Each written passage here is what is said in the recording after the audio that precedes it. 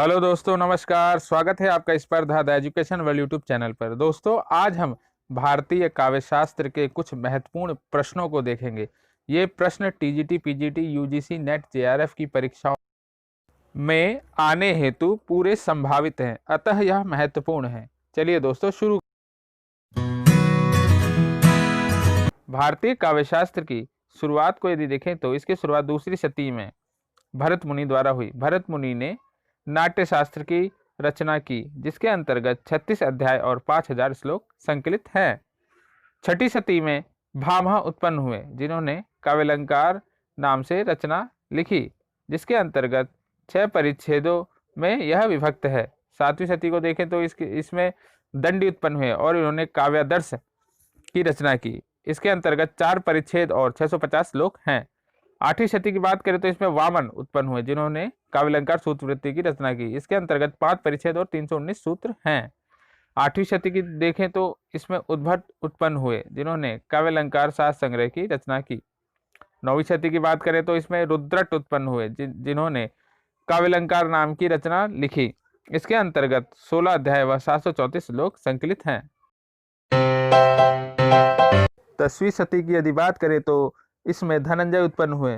धनंजय राजा मुंज के सभा पंडित थे। इन्होंने 10 रूपक की रचना की। 10 रूपक में 4 प्रकाश और 300 करिकाएं हैं।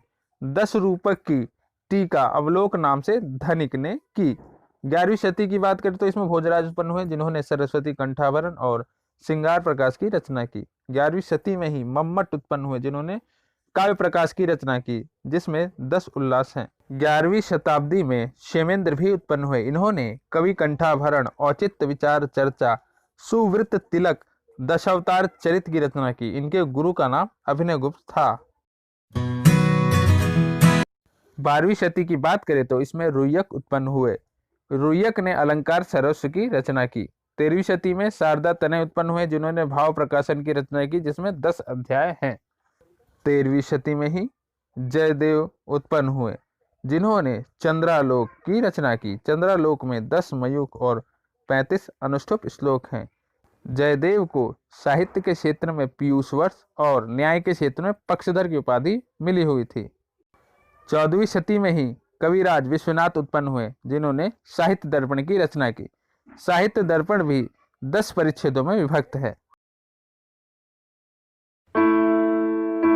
14वीं शती में विद्याधर उत्पन्न हुए, जिन्होंने एकावली की रचना की। विद्यानाथ, जिनका समय तो ज्ञात नहीं है, इन्होंने प्रताप रुद्र यशोभूषण की रचना की, जिसके अंतर्गत 9 प्रकरण हैं।